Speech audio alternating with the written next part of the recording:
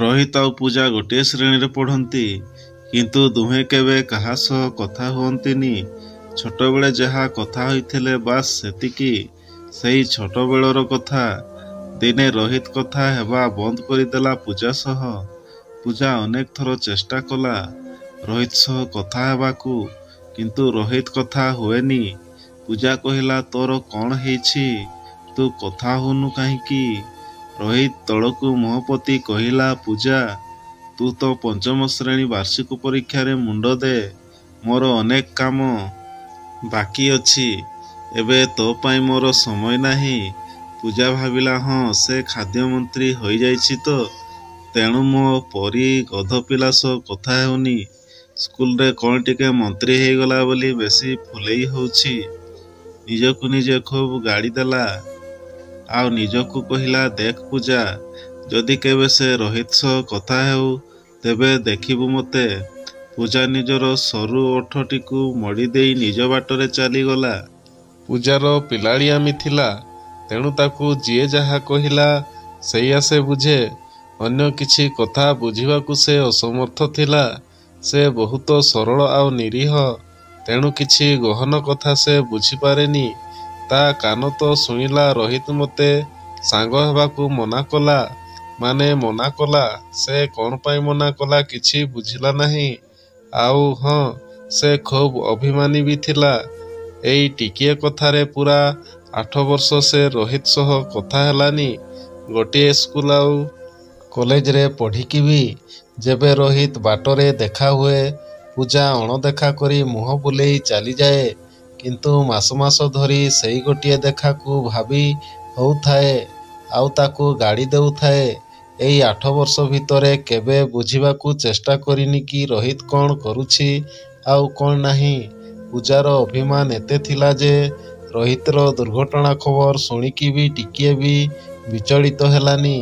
କିନ୍ତୁ ସେଇ ଘଟଣା ତା ମନରୁ ଜମା ଲିଭୁ ନଥାଏ। କାହିଁକି କେଜାଣି ତା ବିଷୟରେ ସେ ଏତେ ଭାବି ହୁଏ, ସେ ନିଜେ ବି ଜାଣିପାରେନି କିଛି। ଏମିତି ସମୟ ବିତି ଚାଲିଲା। ପୂଜା ଏବେ କଲେଜରେ ପଢ଼ୁଛି। ଖୁବ୍ ସୁନ୍ଦର ବି ଦେଖାଯାଉଛି। ଦିନେ ପୂଜା ତା ସାଙ୍ଗମାନଙ୍କ ସହ ଗପୁଛି। ଗୋଟେ ସାଙ୍ଗ କହିଲା, ଜାଣିଛୁ, ସେ ରୋହିତ ଗଧ ମୋ ବହି ନେଇଛି ଯେ ଆଉ ଦଉନି। ପୂଜା କହିଲା, ଏମିତିରେ ବି ସେ ତ କଲେଜ ଆସେନି, ତାକୁ କାହିଁକି ତୁ ବହି ଦେଉଥିଲୁ? ମିନୁ କହିଲା, ଆରେ ନା ନା, ସେ କେବେ ବହି ନିଏନି। ଏଇ ପରୀକ୍ଷା ସକାଶେ ମାତ୍ର ଦିନଟିଏ ପାଇଁ ନେଇଥିଲା। ପଛପଟୁ କିଏ ଜଣେ ଦୌଡ଼ି ଦୌଡ଼ି ଆସି 12 ପାଦ ଶବ୍ଦ ଶୁଣାଗଲା। ପୂଜା ପଛକୁ ବୁଲି ଚାହେଁ ତ ରୋହିତ ଆସୁଛି। ପୂଜା ସେଠୁ ଉଠି ଚାଲିଯିବାକୁ ବସିଲା। ମିନୁ କହିଲା, ରହ, ମୋ ପାଇଁ ସେ ବହି ଦେଇଦେଲେ ଆମେ ଘରକୁ ସାଙ୍ଗ ହେଇଯିବା। ପୂଜା ମୁହଁ ବୁଲେଇ ଠିଆ ହେଲା। ବିନା ପ୍ରତି ଉତ୍ତରରେ ରୋହିତ ଆସିଲା, ବହି ଦେଇ ଚାଲିଗଲା ନିଜ ବାଟରେ। ପୂଜା ମନ ଖାଲି ଛଟପଟ ହେଲା। କାହିଁକି କେଜାଣି ଅଜାଣତରେ ଆଖିରୁ ଲୁହ 2 ଟୋପା ବାହାରିଗଲା। ରୋହିତ ଦେଖିଲା ପରେ ବି ମୁହଁ ବୁଲେଇ ଚାଲିଗଲା। ପୂଜା କାନ୍ଦୁଛି ବୋଲି ମିନୁ ଜାଣିପାରିଲା। ମିନୁ କହିଲା, ପୂଜା, କାଲି ରବିବାର ଅଛି, ଟିକେ ମନ୍ଦିର ଯିବା। ମନ୍ଦିର ଯିବା ବାଟରେ ମିନୁ କହିଲା, ପୂଜା, ତୁ କହୁଥିଲୁ ରୋହିତ କାହିଁକି ତୋ ସହ କଥା ହେଉନି? ହେଇ ଦେଖ ତା ଘରକୁ। ଘରେ ତା ମା ଆଉ 3 ଭଉଣୀ। ସବୁ ଭଉଣୀକୁ ବାହା କରିବ ଆଉ ତା ମା'ର ସ୍ୱପ୍ନ ପୂରା କରିବ। ତୁ ତ ଜାଣିଛୁ ରୋହିତର ବାପା ଭାଇ କେମିତି ମରିଯାଇଛନ୍ତି। ତା ପାଖରେ ସତରେ ସମୟ ନାହିଁ। ସେ ସେଇ ପଞ୍ଚମ ଶ୍ରେଣୀରୁ ହିଁ ଟ୍ୟୁସନ୍ କରି ପାଠ ପଢ଼େ ଆଉ ଘର ଚଳାଏ। ଆଗରୁ ଛୋଟ ପିଲାମାନଙ୍କୁ ପଢ଼ାଏ, ଏବେ ସେ ବଡ଼ ପିଲାଙ୍କୁ ପଢ଼ାଉଛି। ଥରେ ରାତି 9ଟାରେ ଟ୍ୟୁସନ୍ କରି ଘରକୁ ଫେରୁଥିଲା। ଗାଡ଼ି ଆସି ପଛପଟୁ ତାକୁ ଧକ୍କା କରିଦେଲା। ସେ ବହୁତ କଷ୍ଟ କରୁଛି ପଢ଼ିବା ପାଇଁ ଆଉ ସମାଜରେ ବଞ୍ଚିବା ପାଇଁ। ପୂଜା ଆଉ ଶୁଣି ପାରିଲାଣି କିଛି। ସେ ଚୁପକିନା ରୋହିତ ଘରକୁ ଗଲା। ମିନୁ ବି ସାଙ୍ଗରେ ଥିଲା। ରୋହିତ ଘରେ ପୂଜା ପହଞ୍ଚିଗଲା କେବେ ସେ ଜାଣିପାରିଲା ନାହିଁ। ରୋହିତର ମା କହିଲେ, ତୁମେ କିଏ? ପୂଜାର ପାଟିରୁ ପୂଜା ଶବ୍ଦଟିଏ ଶୁଣି ସେ ବହୁତ ଖୁସି ହୋଇଗଲେ। ଖୁବ୍ ଆଦର କଲେ। କହିଲେ, ମା, ସେ ଶୋଇଛି ଯା ସେଇ ଘରକୁ। ପୂଜାକୁ ବହୁତ ଲାଜ ଲାଗୁଥିଲା। ମନେ ମନେ ଭାବୁଥିଲା, ଏ ରୋହିତ ମାଆଙ୍କୁ କ'ଣ କହିଛି? ସେ ମୋତେ ଏତେ ଆଦର କରୁଛନ୍ତି କ'ଣ ପାଇଁ? ପୂଜା ଆସ୍ତେ ଆସ୍ତେ ରୋହିତ ରୁମ୍ ଭିତରକୁ ଗଲା। ମିନୁ ବି ସାଙ୍ଗରେ ଥିଲା। ରୋହିତ ଏ ଦୁଇଜଣଙ୍କୁ ଦେଖି ଚମକି ପଡ଼ିଲା।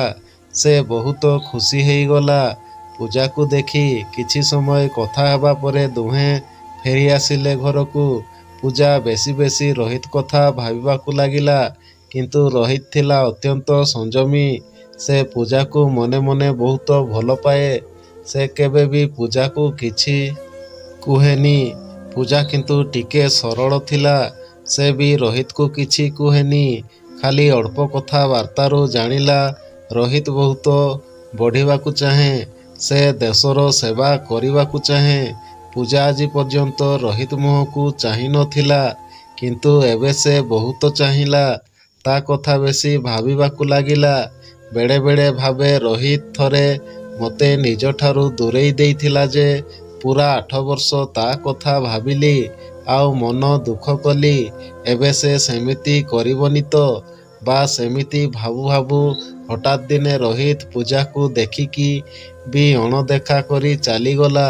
ପୂଜା ସେଦିନ ଏତେ କାନ୍ଦିଥିଲା ଯେ ପଢ଼ିଲା ବେଳେ ତା ଖାତା ବହି ଓଦା ହେଇ ଯାଇଥିଲା। ପୂଜା ଭାବିଲା, ରୋହିତ ଯଦି ଏତେ ସଂଯମୀ ତେବେ ମୁଁ କାହିଁକି ହେବି ନାହିଁ? ସେ ବି ପୂର୍ବ ପରି ରୋହିତକୁ ଚାହିଁଲାନି। କିନ୍ତୁ ସେ ଗଲା ପରେ ତାକୁ ଟିକେ ଚାହିଁଦିଏ। ଏମିତି ବିତି ଚାଲିଲା ସମୟ। କଲେଜ ପଢ଼ା ବି ସରିଗଲା। ଶେଷ ଦିନ ପୂଜା ରୋହିତକୁ ଚାହିଁଲା। କିନ୍ତୁ ରୋହିତ କୋଉ ସାର୍ଙ୍କ ସହ କଥା ହେଉଥିଲା। ପୂଜା ମନ ଦୁଃଖରେ ଘରକୁ ଚାଲିଗଲା। ପୂଜା ଘରେ ରହି ଚାକିରି ପାଇଁ ପଢ଼ୁଥାଏ। ତା ମା ଆସି କହିଲେ, ପୂଜା ତୋର ବାହାଘର ଆମେ ଠିକ୍ କରିଦେଇଛୁ। ଆମେ ଯୋଉଠି କହିବୁ ତୁ ସେଇଠି ବାହା ହେବୁ। ବୁଝିଲୁ ପୂଜା? ପୂଜା କହିଲା, ମା ତୁ ଯୋଉଠି ବାହା ଦେବୁ ମୁଁ ସେଇଠି ହିଁ ବାହା ହେବି। ମୋର କିଛି ଆପତ୍ତି ନାହିଁ। ମା ବହୁତ ଖୁସି ହେଇ ଚାଲିଗଲେ। ପୂଜା କବାଟଟାକୁ ଧୀରେ କିନା ବନ୍ଦ କରି କାନ୍ଦିବାକୁ ଲାଗିଲା। ଏତେ କାନ୍ଦ ସେ ସତେ ଯେମିତି ଆଉ କୋଉଠି ବି କାନ୍ଦି ନଥିଲା। ପୂଜାର ବାହାଘର ଖୁବ୍ ପାଖେଇ ଆସିଲା। ତାକୁ ଆଉ ପଢ଼ିବାକୁ କୌଣସି ସମୟ ଦିଆଗଲା ନାହିଁ। ଖବର ଆସିଲା ଜଲ୍ଦି ବାହାଘର କରେଇବାକୁ। କାରଣ ଏପଟେ ଶାଶୁଙ୍କ ଦେହ ଖରାପ। ସେ ଆଉ ରୋଷେଇ କରିପାରୁନାହାନ୍ତି। ସେବା ବି ଦରକାର କରୁଛନ୍ତି। ପୂଜାର ମା ବାପା ବାହାଘର କରେଇ ଦେଲେ ଖୁବ୍ ଶୀଘ୍ର। ପୂଜା ବି ଚାଲିଗଲା ତା ଶାଶୁ ଘରକୁ। ଶାଶୁ ଘରେ ସେ ଏବେ ବନ୍ଦୀ। ଶାଶୁ ଶ୍ୱଶୁର ଖୁବ୍ ଭଲ। ତେଣୁ ପୂଜାକୁ କହିଲେ, ମା ତୋର ଇଚ୍ଛା ଅନୁସାରେ ତୁ ପଢ଼। କିନ୍ତୁ ଏଇ ଘରେ ରହରେ ମା। ଆମ ଘରର ବୋହୂମାନେ ବାହାରକୁ ଯାଆନ୍ତିନି। ପୂଜା କହିଲା, ନା ବାପା, ମୁଁ ଆଉ ପଢ଼ିବିନି। ମୋର ଆଉ ଇଚ୍ଛା ନାହିଁ। ତମମାନଙ୍କର ସେବା କରି ମୋ ଜୀବନ ବିତିଯାଉ। ମୁଁ ଯଦି ବାହାରକୁ ଯାଏ ତେବେ ଘର କିଏ ସମ୍ଭାଳିବ? ଶାଶୁ ଶ୍ୱଶୁର ଖୁବ୍ ଖୁସି ପୂଜା ଉପରେ। ସେମିତି କଟି ଚାଲିଲା ସମୟ। ଦିନଟିଏ ପୂଜା ପାଖକୁ ଗୋଟେ ଚିଠି ଆସିଲା। ପୂଜାର ଶାଶୁ ତାକୁ ଚିଠି ଆଣିଦେଲେ। କହିଲେ, ମା ତୋ ପାଖକୁ ଚିଠି ଆସିଛି। ପୂଜାର ସ୍ୱାମୀ ଘରେ ପେପର ପଢ଼ୁଥିଲେ। କହିଲେ, କାହା ଚିଠି ମା? ଶାଶୁ କହିଲେ, ସେ ପୂଜାର ଚିଠି। ତାକୁ କୋଉ ସାଙ୍ଗ ଦେଇଥିବ। ପୂଜାର ସ୍ୱାମୀ ଖାଇସାରି ନିଜ ଅଫିସକୁ ଚାଲିଗଲେ। ସବୁ କାମ ଛିଣ୍ଡେଇ ଦେଇ ପୂଜା ପଢ଼ି ବସିଲା ସେ ଚିଠିକୁ। ଚିଠି ଖୋଲୁ ଖୋଲୁ ସେ ଚମକି ପଡ଼ିଲା। ସେ ଚିଠିଟି ରୋହିତର ଥିଲା। ସେଥିରେ ଲେଖାଥିଲା, ପ୍ରିୟା ପୂଜା, ମୋ ଜୀବନ ତୁ କେମିତି ଅଛୁ? ଆଶା କରେ ତୁ ତୋ ଶାଶୁ ଘରେ ଖୁବ୍ ଖୁସିରେ ଥିବୁ। ଏତେ ଭଲ ବର, ଏତେ ଭଲ ଘର ଆଉ କ'ଣ ଦରକାର ବା ଜୀବନରେ? ମୁଁ ଶୁଣିଛି ତୋ ଶାଶୁ ଶ୍ୱଶୁର ବି ବହୁତ ଭଲ। ତୁ ବହୁତ ଖୁସିରେ ଅଛୁ ନା? ହଁ, ରହିବୁନି ବା କାହିଁକି? ତୁ ତ ମୋର ସୁନା ନାକିଟା। ତତେ ଯିଏ ବାହା ହେଇଛି ସେ ଖୁବ୍ ଭାଗ୍ୟବାନ ଲୋ। ମୋ ପରି ହତଭାଗା ନୁହଁ। ଜାଣିଛୁ ପୂଜା, ମୋ ଜୀବନରେ ଖୁସି ବୋଲି ଟିକିଏ ଜିନିଷ ନାହିଁ। ହଁ ଥିଲା କେବଳ ତୁ ଆଉ ମା। ତୁ ତ ଚାଲିଗଲୁ ତୋ ଶାଶୁ ଘର। ଆଉ ମା ତତେ ବୋହୂ କରିବାର ସ୍ୱପ୍ନରେ ଖୁବ୍ ଦୁଃଖରେ ଅଛି। ତୋତେ ସେ ଏତେ ପସନ୍ଦ କରେ କାହିଁକି କେଜାଣି? ସତରେ ସେ ତୋତେ ତ ବୋହୂ ବୋଲି ଭାବି ନେଇଥିଲା। ଜାଣିଛୁ ଗୋଟେ ମଜା କଥା, ମୁଁ ମୋ ମାଆକୁ କହିଲି, ମା ମୁଁ ପୂଜାକୁ ଭଲ ପାଉଥିଲି। ସେ ତ ବାହା ହେଇଗଲା, ମୁଁ ଆଉ କାହାକୁ ବାହା ହେବିନି। ସେ କ'ଣ କହିଲା ଜାଣୁ? ସେ ସହଜରେ ଏଇ କଥାରେ ରାଜି ହୋଇଗଲା। ମାନେ ସେ ବି ତୋତେ ବହୁତ ଭଲ ପାଉଥିଲା ତା ଝିଅ ପରି। ଛାଡ଼େ ତା କଥା, ତୁ ତ ଖୁସିରେ ଅଛୁ, ସେତିକି ମୋ ପାଇଁ ବଡ଼ କଥା। ତୁ ମୋ ଉପରେ ରାଗିଛୁ? ରାଗେନା ଲୋ, ମୁଁ ତୋତେ ବହୁତ ଭଲ ପାଏ। ଛୋଟବେଳୁ ମୁଁ ତୋତେ ବହୁତ ଭଲ ପାଇ ଆସୁଛି। ହଁ ତୋ ସହ କେବଳ କଥା ହୁଏନି, କାହିଁକି ଜାଣୁ? କାରଣ ତୋ ଜିଦି ଦେଖି ମୁଁ ଜାଣିଥିଲି ମୁଁ ନୀଚ ଜାତି ଆଉ ଖୁବ୍ ଗରିବ ବି। ନା ମୋର ଘର ଅଛି ନା ଧନ ସମ୍ପତ୍ତି ଅଛି। ତୋ ବାପା ମୋତେ କ'ଣ ତୋ ହାତ ଦେଇଥାନ୍ତେ? ତୋ ପରିବାରର କଥା ନ ମାନି ଯଦି ତୁ ନିଜର କିଛି କରିଦେଇଥାନ୍ତୁ, ତେବେ ମୁଁ ନିଜକୁ କେବେ କ୍ଷମା କରି ପାରିନଥାନ୍ତି। ତେଣୁ ଜାଣିଶୁଣି ତୋ ସହ ମୁଁ କଥା ହୁଏନି। ମୋ କଥା ବେଶୀ ଭାବିବୁନି ପୂଜା। ତୋ ସ୍ମୃତିକୁ ସାଉଁଟି ନେଇ ମୁଁ ଏଇ ଦେଶର ସୀମା ଉପରେ ବହୁତ ଭଲରେ ଅଛି। ତୁ ତ ବହୁତ ଖୁସିରେ ଅଛୁ, ସେତିକି ମୋ ପାଇଁ ବଡ଼ କଥା। ସାରା ଜୀବନ ତ୍ୟାଗ କରି ଶେଷରେ ତୋତେ ବି। ଆଜି କିନ୍ତୁ ମୁଁ ମାନୁଛି, ମୁଁ ତୋତେ ବହୁତ ଭଲ ପାଏ। I love you very much, miss you Puja. ଏଇ ଚିଠିକୁ ଜାଳି ଦେବୁ ଲୋ, ନହେଲେ ତୋ ସୁନାର ସଂସାର ଭାଙ୍ଗିଯିବ। ମୁଁ ରହୁଛି। ଆଉ କେବେ ବି ଜୀବନରେ ତୋ ସହ ଦେଖା ହେବନି। ଅପେକ୍ଷା କରିବି ଆର ଜନ୍ମକୁ ବିଦାୟ। ମୁଁ ତୋତେ ବହୁତ ଭଲ ପାଏ ପୂଜା। ଇତି ତୋର ହତଭାଗା ପ୍ରେମିକ ରୋହିତ। ବନ୍ଧୁଗଣ, କାହାଣୀଟି ଯଦି ଭଲ ଲାଗିଲା ଲାଇକ୍ ସବସ୍କ୍ରାଇବ୍ କରି ବେଲ୍ ଆଇକନ୍କୁ ଦବାଇ ଅଲ୍ ଉପରେ ନିଶ୍ଚୟ କ୍ଲିକ୍ କରିବେ। ଧନ୍ୟବାଦ।